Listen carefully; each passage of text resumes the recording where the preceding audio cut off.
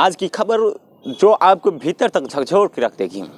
एक हंसता खेलता चेहरा, 24 साल का एक होनहार नौजवान, और एक रात में सब कुछ खत्म हो गया। बेगूसराय से एक ऐसी ही दर्दनाक और हैरानोतंगेज करने वाली खबर सामने आई है जिसने हर किसी को सन कर दिया है।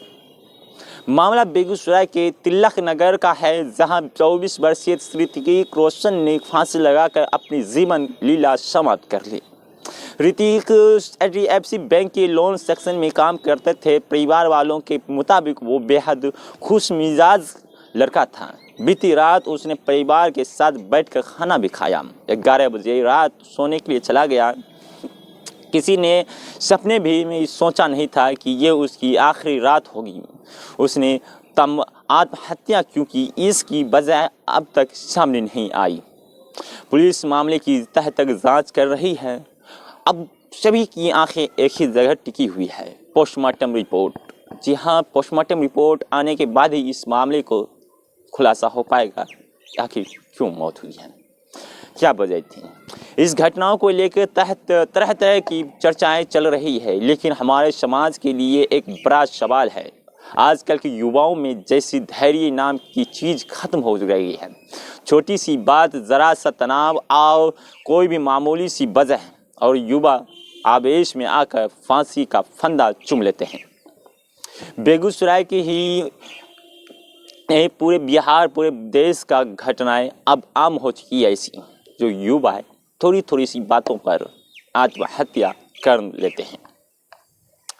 आत्महत्या करने वाले के लिए शायद ये आखिरी उम्मीद होती है, लेकिन वो ये भूल जाते हैं कि पीछे क्या छोड़ रहे हैं। एक पल में वो दुनिया को अलविदा कर देते हैं, लेकिन पीछे छोड़ जाते हैं अपने बूढ़े माँ बाप और भाई बहन का वो दर्द जो कभी ख़त्म नहीं होता। एक पिता जो माँ 20 से 25 वर्षों तक अपने बच्चों को पालते हैं, पोसते हैं और उस काबिल बनाते हैं कि उम्मीद से बड़ा करते हैं कि वो उनके बुढ़ापे की लाठी बनेगा, लेकिन वो एक झटके में सारी उम्मीदों पर पानी फेर देते हैं। भरोसा तोड़ जाता है।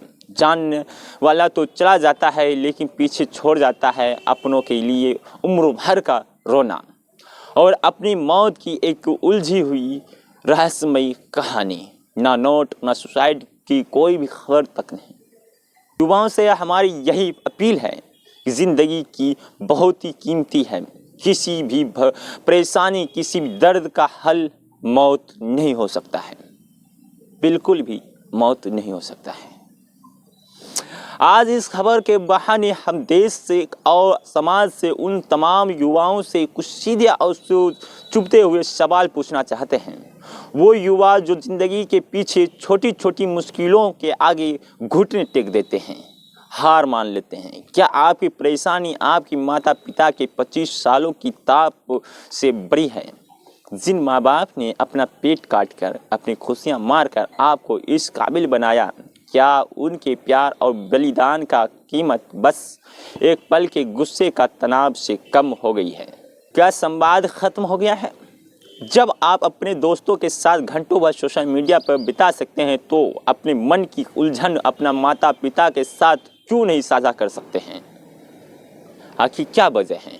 क्या हार मान लेना ही एकमात्र रास्ता है? क्या दुनिया में कोई भी ऐसी नौकरी, कोई भी ऐसी कर्ज, या कोई भी ऐसी रिश्ता या कोई भी ऐसा तनाव जो आपकी उस तो ज़िंदगी से, कीमती ज़िंदगी से भी ज़्यादा हो गई है? ज़िंदगी से लड़ने का वो धैर्य कहाँ खो गया है?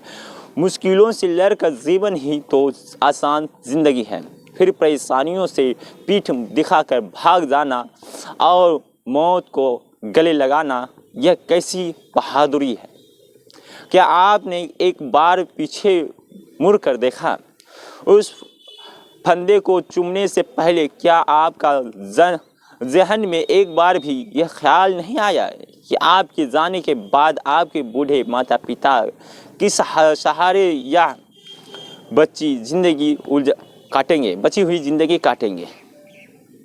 उनके आंसुओं का जवाब कौन देगा?